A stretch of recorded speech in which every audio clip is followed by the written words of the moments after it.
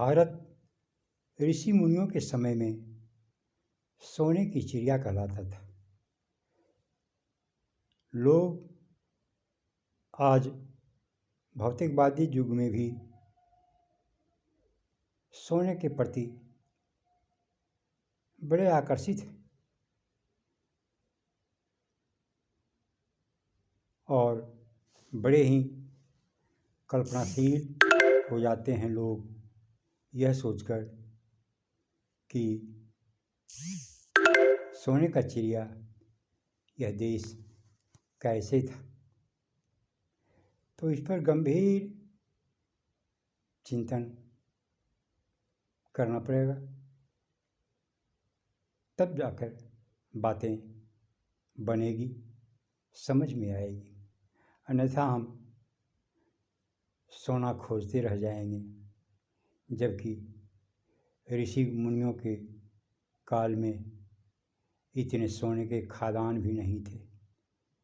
अरे सोना कहा गया है संस्कार को।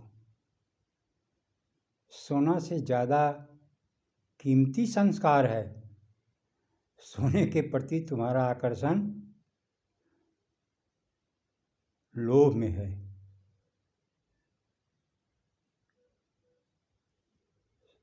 सोना एक धातु है जिसे लोगों ने बड़ा ही कीमत दिया है।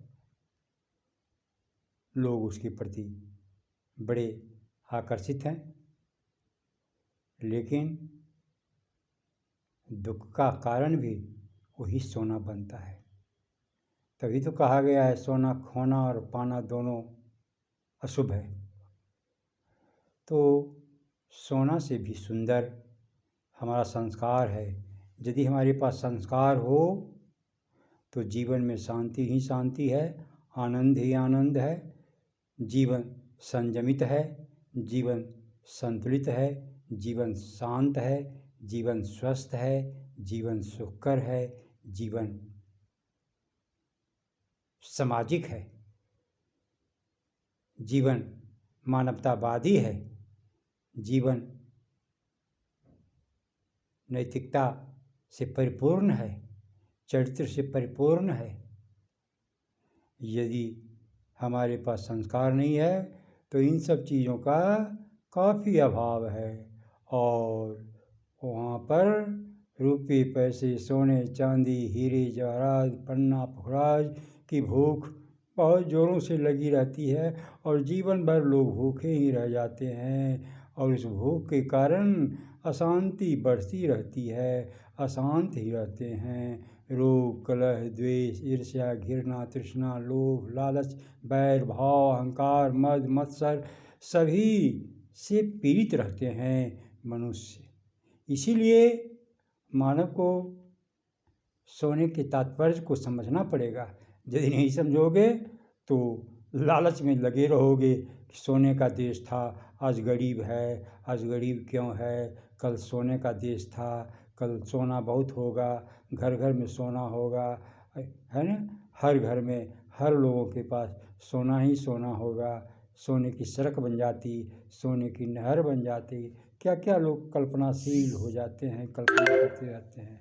अरे भले मानव, सोना हो न हो इससे तुम्हारा भोजन नहीं चलेगा, इसे तुम खा नहीं सकते, इसे तुम पी नहीं सकते, इसे तुम दिखाकर रख भी नहीं सकते, दिखाकर पहन भी नहीं सकते, नहीं तो लूट लेंगे, छीन लेंगे और तुम्हारी दुर्गति कर देंगे।